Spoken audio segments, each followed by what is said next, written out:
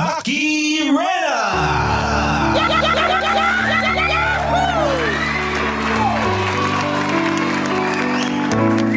Maki Alam! Maki Alam! Agoy! Agoy! Maki Rena! Agoy! Agoy! 91.5 Win Radio. Halo, halo. Halo kay Ube, mga marikoy-parikoy, mga kapitbahay ko, mga certified pakialamero at pakialamera. Siyempre, dito na naman ang inyong mastermind, ang dakilang pakialamera sa lahat. Ang inyong kumari po ninyo. Kumari po kita. Agoy! Agoy. Agoy! Agoy kalami. Maki Rena! Opo, Day, that's me. At your service, live na live nationwide, worldwide, and uniwide na naman ang inyong kumare, ang babaeng hindi napapasma,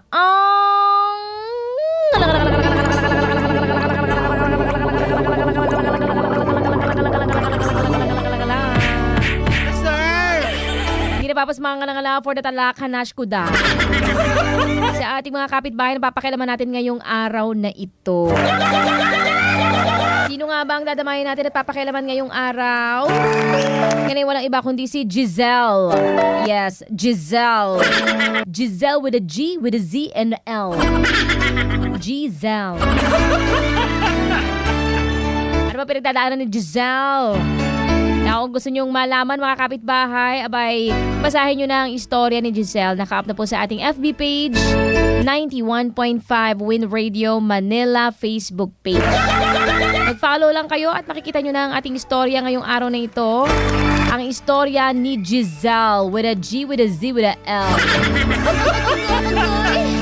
Naku, for the talakanas ko na naman ninyo. Naku, feeling ko bubula talaga ang bibig ko dito at maging kayo.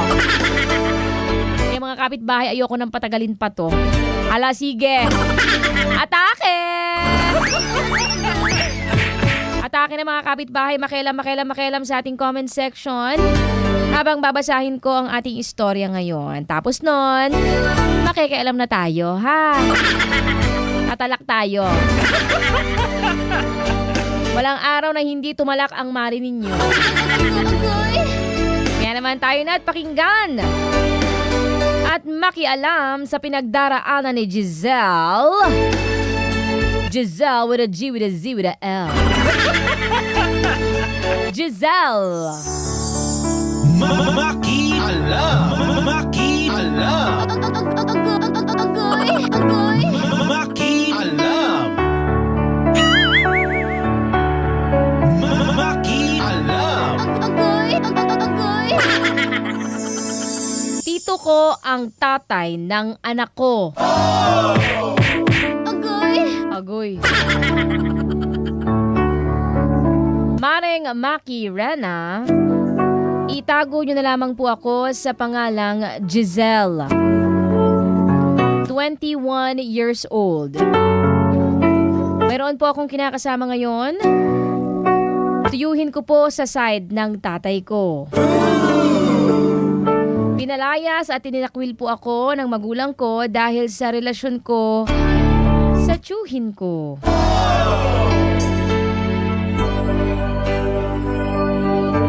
Napagdesisyonan namin na tumira sa kaibigan ng tiyuhin ko sa Baras. May trabaho naman po si tito ko at sinusustentohan naman niya ako. Habang naninirahan kasi kami ngayon sa kaibigan ng tiyuhin ko, panay parinig ng kinakasama ng kaibigan niya. Kesyo napaka-immoral ko raw, palamunin, at hindi raw ako kumikilos sa bahay. Tamad daw ako! Kaya lang naman hindi ako kumikilos sa bahay dahil maselan po ang pagbubuntis ko. At hinihintay ko lang ang tiyuhin ko na dumating galing trabaho.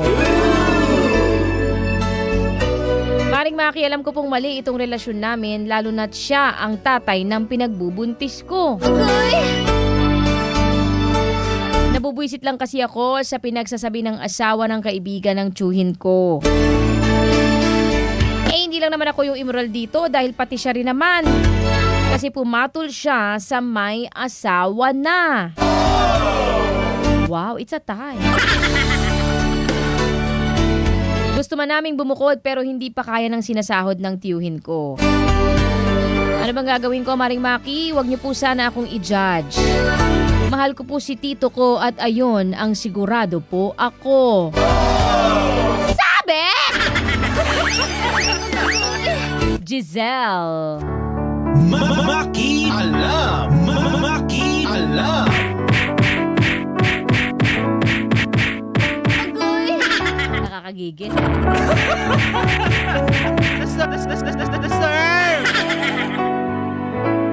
Ay, nako. Alam mo, Mare, kung ako yung asawa o yung kinakasama ng kaibigan ng tito mo, eh malamang sa alamang magmamaldita din ako eh. Kasi naman ang husay ninyong gumawa ng kalokohan sa buhay tapos wala naman pala kayong pambuhay. Diba? Agoy. At saka Mare, nakikita mo ba o narinig mo ba ang sarili mo? Ano, nagayuma ka ba? Mahal mo, tito mo? Nagpabuntis ka sa tito mo? Naku. Deserve. O, saan ka ba nakatira para masabuyan kita ng asin? Saka ka ako nagagayuma ka. Mare, tito mo yan. Nakipagrelasyon, nagpabuntis ka pa. Hindi ka ba naawa sa magiging anak mo? Kung ikaw wala kang awa sa sarili mo, kahit sa bata man lang, Marikoy. Diba? Ano na lang magiging reaksyon niya kapag nagkaisip na siya, tapos nalaman niya na yung mga magulang niya ay magkamag-anak. Opo! Magtito, o ano, happy ka doon? Magiging happy ka doon? Agoy. Siyempre hindi, diba? O sige, Mare, nandun na tayo. Ano? Nandun na tayo sa nagkamali ka na. Pero kasi mas pinalala mo pa eh. Mas pinalala mo pa yung pagkakamali mo nang sumama ka ng tuluyan dyan sa tito mong wala naman palang pambubuhay sa'yo. Wala naman pala may bubuhay sa'yo eh. Ba't sinama-sama ka pa dyan sa problema niya sa buhay? Sinama ka pa sa pagiging miserable. Kita mo nga, hindi ka nga makuhanan, di ba? Ng disenteng tahanan para sa magiging anak niyo eh. O, papakisamahan mo yan? Mahal na mahal mo pa rin yarn? Nakikipisan kayo sa kaibigan ng tito mo na may kinakasama ring iba. Ang hirap makakilos niya na. Kung ako sa'yo, kahit tinakwil ka sa inyo, umuwi ka na. Umuwi ka na at ayusin mo ang buhay mo at yung magiging buhay ninyo ng anak mo. Diba? Kahit nagalit sila sa'yo, ayun man lang maitama mo yung mga pagkakamaling nagawa mo sa buhay mo. Diba? For sure, galit na galit talaga sa'yo yung pamilya mo. Eh, kahit ako eh, diba? Pero wala naman tayong magagawa dun eh. Umuwi ka sa inyo, tanggapin mo lahat ng galit ng pamilya mo. Eh, totoo naman kasing nagkamali ka eh, diba? Totoo namang mali yung ginawa ninyo eh. Pero at least, di ba, dyan, kahit papaano kamag-anak mo mga kasama mo, makakakilos ka ng maayos. Hindi ibang tao, di ba? Mga kamag-anak mo kasama mo. Mas madaling makakilos kasi kilala mo yung mga kasama mo. Ganon!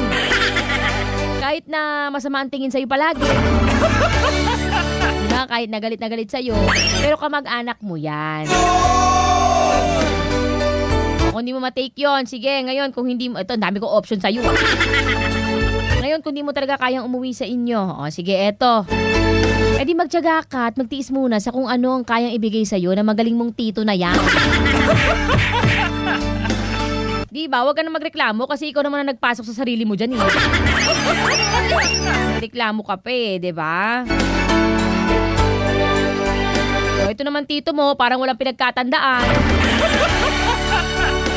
Ihamak na mas nakatatanda sa'yo, hindi man lang maiisip sa ginawa niyang di ba? Pagsasamantala sa kahinaan mo.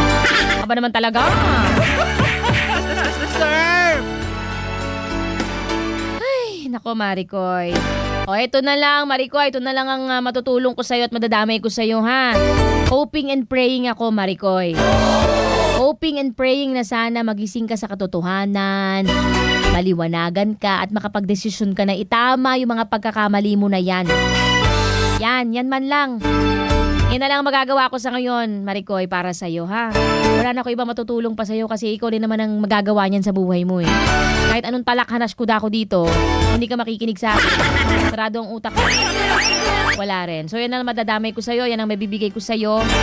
Hoping and praying, Mare. Prayers na lang for you. Pagdarasal ko na lang na sana isang araw magising ka sa katotohanan. Maliwanagan ka, oo, magkaroon ka ng clarity para makapagdesisyon ka na. Itama lahat ng mga pagkakamali mo sa buhay. Okay, Mare ko, yan muna madadamay ko sa iyo, ha? Ayoko na magsalita para mga kung ano-ano at baka mabash pa ako. Ayoko na mag-talk kasi baka makasabi pa ako ng mga harsh words na hindi mo matanggap. Charing gola.